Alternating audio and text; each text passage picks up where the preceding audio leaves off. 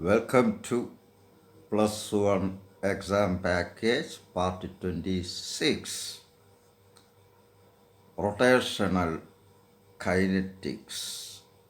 Questions from rotational kinetics, angular momentum, torque, etc. Question number 113. Two skaters,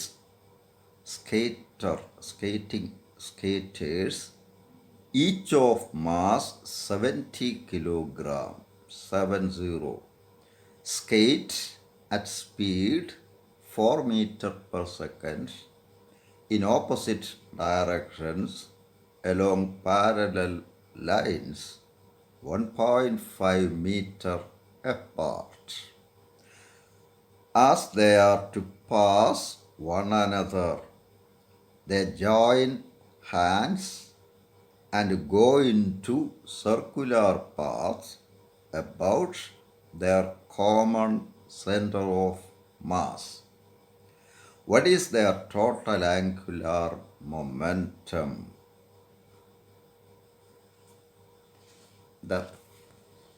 രണ്ട് parallel ട്രാക്കിൽ കൂടെ skating നടത്തുന്നു. രണ്ടുപേരുടെ മാസ് 70 കിലോഗ്രാമാണ്. രണ്ടുപേരുടെ സ്പീഡും സെയിമാണ്. Direction opposite. ട്രാക്സ് തമ്മിലുള്ള അകലം 1.5 മീറ്റർ. ഇവർ ക്രോസ് ചെയ്യുന്ന സമയത്ത് പരസ്പരം കൈ കൊടുക്കുന്നു, കൈ കൂട്ടിപ്പിടിക്കുന്നു. അപ്പോൾ ഇവരിങ്ങനെ സർക്കുലർ മോഷൻ നടത്തും. About their common centre of mass എന്ന് പറഞ്ഞാൽ രണ്ടുപേരും തുല്യ മാസ് ആയതുകൊണ്ട് സെൻറ്റർ ഓഫ് മാസ് മിഡിലിൽ വരും 1.5.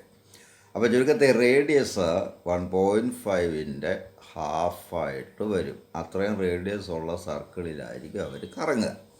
ഇനി ആംഗുലർ സർക്കിളിൽ കറങ്ങുമ്പോൾ angular momentum mv/r, linear momentum into radius mv/r.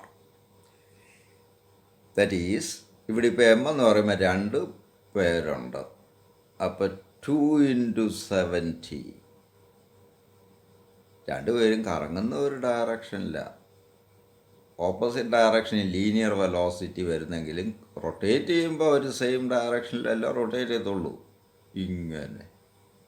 അപ്പോൾ 2 × m 70 × v 4 meter per second into r radius 1.5/2, that is 420 unit kilogram metre square per second. Kilogram ഇത് metre per second into metre, അപ്പോൾ metre square per second. അതല്ലെങ്കിൽ joule second എന്നും വരും. Angular മൊമെൻറ്റത്തിൻ്റെ യൂണിറ്റും planks കോൺസ്റ്റൻറ്റിൻ്റെ യൂണിറ്റും ഒന്ന് തന്നെയാണ്, ജൂൾ സെക്കൻഡ്.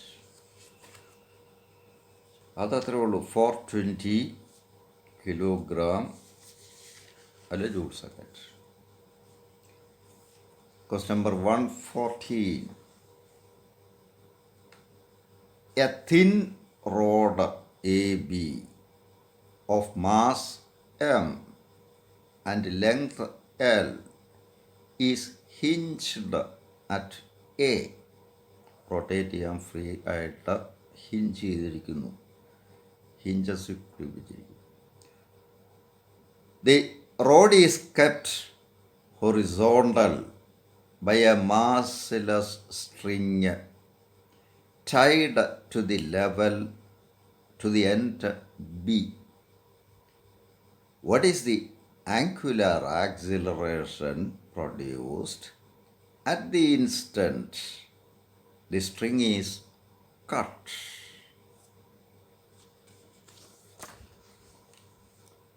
AB ഇവിടെ ഹിഞ്ച് ചെയ്തിരിക്കുക. അപ്പോൾ ഇതിനെ ബേസ് ചെയ്തതിന് ടേൺ ചെയ്യുക. ഒരു സ്ട്രിങ് വെച്ച് ഇതിനെ ഹൊറിസോണ്ടലായിട്ട് ഇങ്ങനെ സപ്പോർട്ട് ചെയ്ത് നിർത്തിയിരിക്കുക. സ്ട്രിങ് അങ്ങ് കട്ട് ചെയ്യുമ്പോൾ ഇത് താഴോട്ട് റൊട്ടേറ്റ് ചെയ്യാൻ ആരംഭിക്കുക. അപ്പോൾ അതിന് ആംഗുലാർ ആക്സലറേഷൻ ഉണ്ടാകും. റൊട്ടേറ്റ് ചെയ്യുമ്പോഴെല്ലാം മാസിൻ്റെ സ്ഥാനത്ത് മൊമെൻ്റ് ഓഫ് ഇനേർഷ്യ വരണ്ടേ. അപ്പോൾ ഇവിടെ മൊമെൻ്റ് ഓഫ് ഇനേർഷ്യ റോഡിൻ്റെ കാണണം. എബൌട്ട് ദിസ് പോയിൻ്റ്, ഇതാണ് ഇപ്പോഴത്തെ പോയിൻ്റ് ഓഫ് റൊട്ടേഷൻ. അപ്പോൾ I equals thin റോഡിൻ്റെ moment of inertia about an end is ml²/3. സെൻട്രലെ ആക്സിസിനെ ബേസ് ചെയ്താണ് ml²/12. അവിടുന്ന് പാരലൽ ആക്സിസ് തിയറം വെച്ച് ഇതൊക്കെ നേരത്തെ ചെയ്തിട്ടുണ്ട് നമ്മൾ. ml²/3 എന്ന് വരും. ഇനി ടോർക്ക് എബൌട്ട് എ. ടോർക്ക് എന്ന് പറഞ്ഞാൽ force into perpendicular distance from A. ഇവിടുത്തെ ഫോഴ്സ് എന്ന് പറഞ്ഞാൽ റോഡിൻ്റെ വെയിറ്റാണ്. വെയിറ്റ് അതിൻ്റെ സെൻറ്റർ ഓഫ് ഗ്രാവിറ്റി ഇവിടെ അത് മിഡ് പോയിൻ്റാണ്. മിഡ് പോയിൻ്റിൽ നിന്ന് ആക്ട് ചെയ്യുന്നത് mg. അപ്പോൾ ഇവിടെ എഫ് എന്ന് പറഞ്ഞാൽ mg ആണ്. mg ഇൻറ്റു ഡിസ്റ്റൻസ് എന്ന് പറയുമ്പോൾ l/2. ചുരുക്കത്തിൽ torque on the rod is tau equals F into R, that is mg into L/2. പക്ഷേ ന്യൂട്ടൺസ് ലോ ഓഫ് റൊട്ടേഷൻ അനുസരിച്ച് tau equals I alpha. Alpha is the angular acceleration. F equals M A എന്ന് straight line മോഷനിൽ പറയുന്നതിന് പകരം tau equals I alpha എന്ന് റൊട്ടേഷനിൽ വരും. From which alpha angular acceleration alpha equals ടോ/I. Tau is, that is mgl/2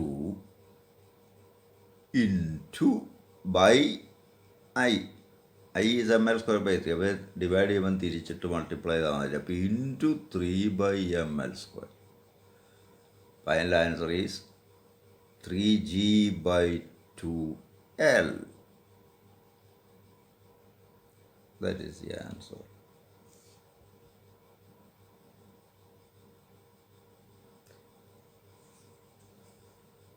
Question number 115. A solid cylinder 1 slides without rotating. 2 rolls without slipping.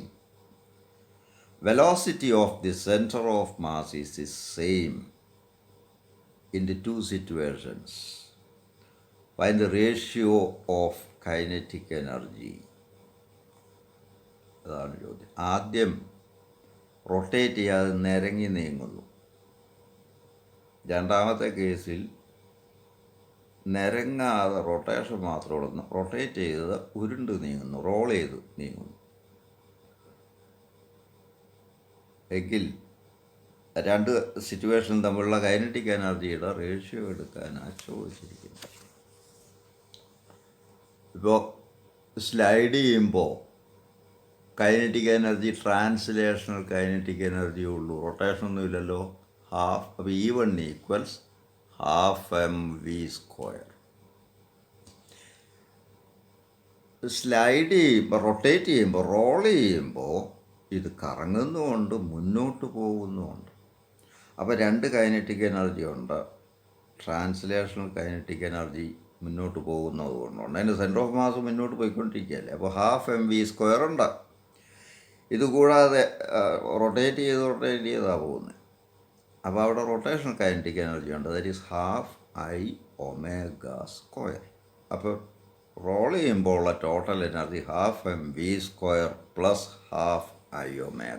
That is E2. അപ്പോൾ E2 ഇപ്പോൾ രണ്ടാമത്തെ കേസിൽ rolling E2 equals ½ mv² plus ½ Iω² equals ½ mv² plus half into I. സിലിണ്ടറാന്ന് പറയുന്നുണ്ട്. സിലിണ്ടറിൻ്റെ moment of inertia mr²/2 ആണ്. Solid സിലിണ്ടറിൻ്റെ moment of inertia ഡിസ്കിൻ്റെ തന്നെയാണ്. സിലിണ്ടറിൻ്റെ cross section നോക്കിയാൽ മതി. ഡിസ്കിൻ്റെ cross സെക്ഷനും സിലിണ്ടറിൻ്റെ ക്രോസ് സെക്ഷനും സർക്കിളാണ്.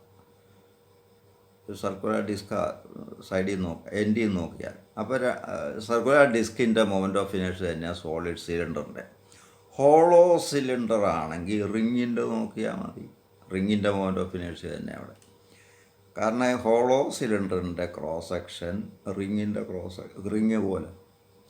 അപ്പോൾ അത് mr².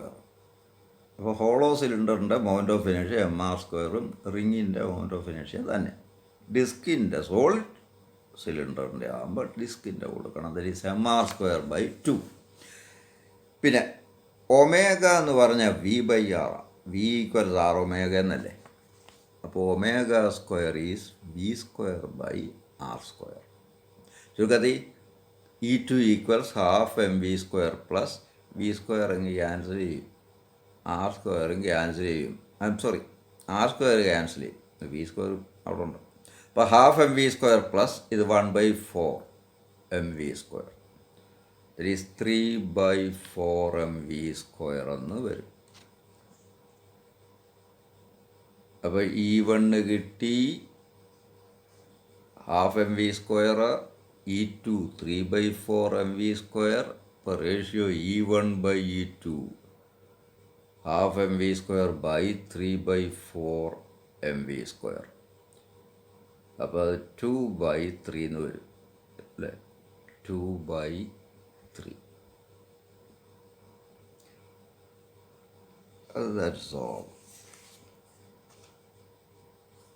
Question number 116.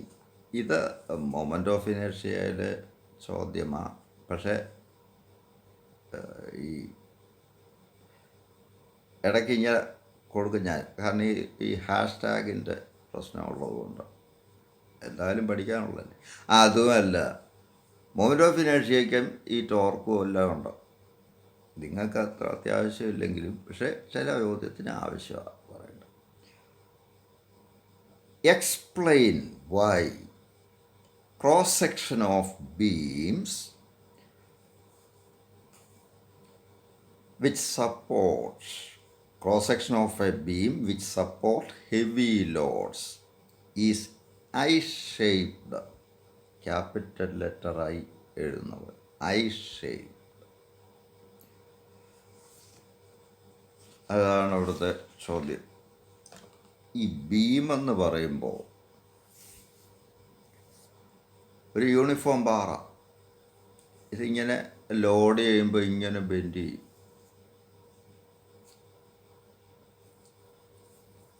താഴോട്ട് ബെൻഡ് ചെയ്യും.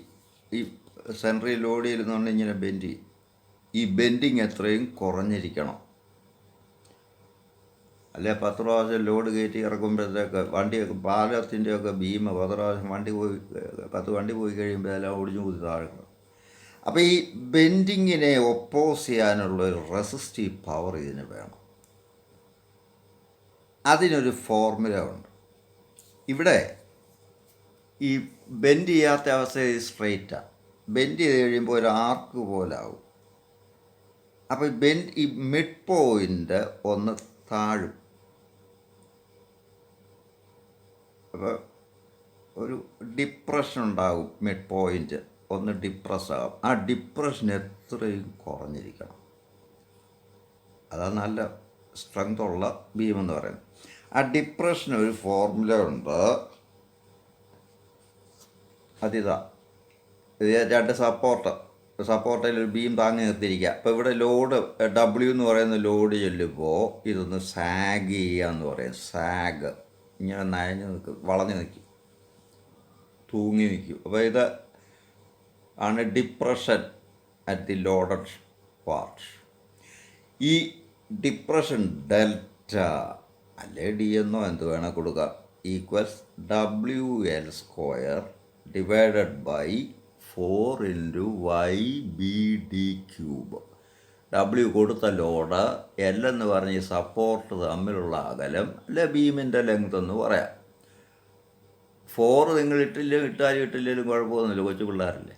ചുമ്മാ WL³ എന്ന് എഴുതിയാലും മതി. Y Young's modulus. B എന്ന് പറഞ്ഞാൽ ബീമിൻ്റെ ബ്രെഡ്ത്ത്, ഡെപ്ത്ത്, ബീമിൻ്റെ ഡെപ്ത്ത് എന്ന് പറയും. അതിൽ ഫോർമുല WL³/4YBD³. ഇതിൽ ഈ ബീം ഇങ്ങനെ പിടിക്കുമ്പോൾ ഇങ്ങനായിരിക്കുമ്പോൾ ഇതാണ് ബി ബ്രെഡ്ത്ത്, ഇത് ഡി. ഇതേ ബീം ഇങ്ങനെ സപ്പോർട്ട് ചെയ്താൽ ഇതാണ് ബി, ഇതാണ് ഡി. അപ്പോൾ ബി ഡി ക്യൂ, ഈ ഡെപ്ത്ത്, ഈ ഡിപ്രഷൻ ഡെൽറ്റ എത്രയും കുറഞ്ഞിരിക്കണം. എത്ര ലോഡ് ചെന്നാലും ഡെൽറ്റ കുറഞ്ഞിരിക്കണമെങ്കിൽ ലെങ്ത് കുറഞ്ഞിരിക്കണം. അതിനാണല്ലോ ഇടയ്ക്കിടയ്ക്ക് തൂണ് കൊടുക്കുന്നത് ബ്രിഡ്ജിനുമൊക്കെ പല സ്പാനുകളായിട്ട് ചെയ്ത്. വൈ കൂടിയ മെറ്റീരിയലായിരിക്കണം. അപ്പോൾ കോൺക്രീറ്റൊക്കെ നല്ല വൈയാണ്. B കൂടിയിരിക്കണം, D കൂടിയിരിക്കണം. അപ്പോൾ ഇതിൻ്റെ ബിയും ഡിയും നമുക്ക് നോക്കിയാൽ മതി. ബ്രെഡ്ത്തും ഡെപ്ത്തും കൂടിയിരിക്കണം. അതിൽ ഡെപ്ത്ത് കൂടിയിരിക്കുന്നതാണ് കൂടുതൽ എഫക്റ്റീവ്. കാരണം അതിൻ്റെ ക്യൂബ് വരുന്നുണ്ട്, ഡി ക്യൂബ്. അപ്പോൾ ഡെപ്ത്ത് അല്പം കൂട്ടിയ അതിൻ്റെ ക്യൂബാണ് വരുന്നത് അവിടെ. അപ്പോൾ ഡെപ്ത്ത് കൂട്ടുന്നതാണ് ഫലപ്രദം. പെട്ടെന്ന് സ്ട്രെങ്ത് കൂടും. പക്ഷേ അതുകൊണ്ട് ദോഷമുണ്ട്. അപ്പോൾ ബ്രെഡ്ത്ത് കൂട്ടുക, ഡെപ്ത്തും കൂട്ടുക. ഇതിൽ ഡെപ്ത്ത് കൂട്ടുമ്പോൾ ഉള്ളൊരു പ്രശ്നം, ഡെപ്ത്ത് ഒരു ലിമിറ്റിൽ കൂടുതൽ കൂട്ടാനൊക്കത്തില്ല. ഇപ്പോൾ ഇത് ബീമാന്നിരിക്കട്ടെ, ഇങ്ങനെ പിടിച്ചിരിക്കുന്ന ബീമാണ്. ഇപ്പോൾ ഇതിൻ്റെ ഡെപ്ത്ത് എന്ന് പറഞ്ഞ ഇതാണ്. ഈ ഡെപ്ത്ത് കണ്ടവാനും കൂടിക്കഴിഞ്ഞാൽ ലോഡ് കയറി കഴിയുമ്പോൾ ഇതിങ്ങനെ വളയും. അതിനാ ബക്ലിങ് എന്ന് പറയുന്നു. ഇങ്ങനെ കണ്ടവാനം ഡെപ്ത്ത് ബീമിന് കൊടുത്തു കഴിഞ്ഞാൽ മെറ്റീരിയൽ കണ്ടവാനം നഷ്ടമാകും. അതിൻ്റെ കൂടെ ലോഡ് കയറി കഴിയുമ്പോൾ ഇങ്ങനെ പൊളയും. മനസ്സിലാകുമല്ലോ. അതിനാ ബക്ലിങ് എഫക്റ്റ് എന്ന് പറയും. ബക്ലിങ്, BUCKLING, ബക്ലിങ്. അപ്പോൾ ഡെപ്ത്ത് കൂട്ടുന്നതിനൊരു ലിമിറ്റുണ്ട്. അപ്പോൾ ബുദ്ധി ഡെപ്ത്ത് ഒരു ക്രിട്ടിക്കൽ വാല്യൂവിനുള്ളിൽ കൊടുക്കുക, കൊടുക്കാവുന്ന അത്രയും കൊടുക്കുക. അതിൻ്റെ കൂടെ ബ്രെഡ്ത്ത് കൂട്ടാൻ ശ്രമിക്കുക. ഇതിൽ ബീം ബെൻഡ് ചെയ്യുമ്പോൾ അപ്പർ സെക്ഷൻ്റെ ലെങ്ത് കൂടും. അപ്പർ ഈ കോൺവെക്സ് ആയിട്ട് വരുന്ന ഭാഗത്തിൻ്റെ, അതിപ്പോൾ താഴോട്ട് ബെൻഡ് ചെയ്യുന്നതെങ്കിൽ താഴ്വശത്തെ സർഫസിൻ്റെ ലെങ്ത് കൂടും, എക്സ്റ്റെൻഡ് ആവും. മുകളിലത്തെ സർഫസിൻ്റെ ലെങ്ത് കുറയും. അപ്പോൾ ഡീഫോമേഷൻസ് മാക്സിമം ഉണ്ടാകുന്നത് ഈ രണ്ട് താഴെ മുകളിലുള്ള സർഫസിലാണ്. അപ്പോൾ ആ ഭാഗം സ്ട്രോങ് ആക്കാൻ നോക്കണം. അപ്പോൾ ഇതിൽ നിങ്ങൾ പരീക്ഷയ്ക്ക് എഴുതേണ്ട, ഇപ്പോൾ ഇത് ബീമിൻ്റെ ഒരു സെക്ഷനാണെന്നിരിക്കട്ടെ. ഇപ്പോൾ ഇത് ബി, ഇങ്ങനെ ആ ബീം പിടിക്കുന്നതെങ്കിൽ ഇത് ബി, ഇത് ഡി. ക്രോസ് സെക്ഷൻ്റെ ഐ ഷേപ്പിൽ ഇത്ര ഇങ്ങനെ അങ്ങ് വെട്ടി കളയും ലെഫ്റ്റ് സൈഡിൽ നിന്ന്. അപ്പോൾ മെറ്റീരിയൽ സേവ് ചെയ്യുക. അപ്പർ സർഫസും ലോവർ സർഫസും ആയിരിക്കണം കൂടുതൽ സ്ട്രോങ്ങർ. അപ്പോൾ ആ ഭാഗത്ത് ബ്രെഡ്ത്ത് കൂട്ടി കൊടുക്കണം, ഈ ഡെപ്ത്ത്. അപ്പം ഈ മിഡ് പാർട്ടുകളിൽ കാര്യമായ ഡീഫോമേഷൻ ഉണ്ടാവില്ല. കൃത്യമായ മിഡിലിൽ, യൂണിഫോം ബീമാകുന്നതിൻ്റെ ഒത്ത മിഡിലിൽ ഡീഫോമേഷൻ 0 അവിടെ ഇപ്പോൾ കാര്യ സ്ട്രെങ്ത് കൊടുക്കേണ്ട കാര്യമില്ല. അപ്പോൾ അവിടെ മെറ്റീരിയൽ കുറച്ച് കൊടുത്താൽ മതി. അപ്പോൾ ആൻസർ എഴുതുമ്പോൾ സ്ട്രെങ്ത് ഓഫ് എ ബീമിൻ്റെ strength of a beam under load is proportional to BD cube, where B is the breadth of the beam and D is the depth of the beam or thickness of the beam. To increase the strength, or strength can be increased by increasing depth and breadth. Most effective is increasing the depth, but there is a limit. Depth cannot be increased beyond a limit because of buckling effect. നിങ്ങളതൊന്നും എഴുതാൻ പോകണ്ട പരീക്ഷയ്ക്ക്. Then the solution is increase the breadth, especially at the top and bottom surfaces where deformation is maximum. അപ്പോൾ answer എഴുതേണ്ടത് the resistance against bending, resistance offered by a beam against bending is proportional to BD cube, where B is the breadth and D is the depth of the beam. When under loaded condition, deformations are maximum at the top and bottom surfaces of the beam, so that B must be maximum there. That is the reason why it is cross-section is made in the form of I section, English letter I-യുടെ സെക്ഷൻ. അപ്പോൾ ഇതുകൊണ്ടുള്ള ഗുണം എന്നാ, we can save a lot of material. ഇവിടെ നിന്ന് material ഇല്ലല്ലോ, ഇത് റെക്റ്റാങ്കിൾ ബ്ലോക്ക് ആക്കിയതുകൊണ്ട് ഒരു ഗുണവും ഇല്ല, സ്ട്രെങ്ത് കൂടത്തില്ല. ഇത് മൊത്തത്തോട് ഇതുപോലെ ഈ കാണുന്ന ഒരു ബീം ഉണ്ടാക്കി ക്രോസ് സെക്ഷൻ ഇതുപോലെ ആണെങ്കിൽ ഉള്ള ഈ സ്റ്റീലും എല്ലാം കൂടെ അടിച്ച് കയറ്റാവുന്നേ ഉള്ളൂ. അത്രയും മെറ്റീരിയൽ നഷ്ടമാണ്. സ്ട്രെങ്ത് ഒരു തരിമ്പ് പോലും അതുകൊണ്ട് കൂടുന്നില്ല.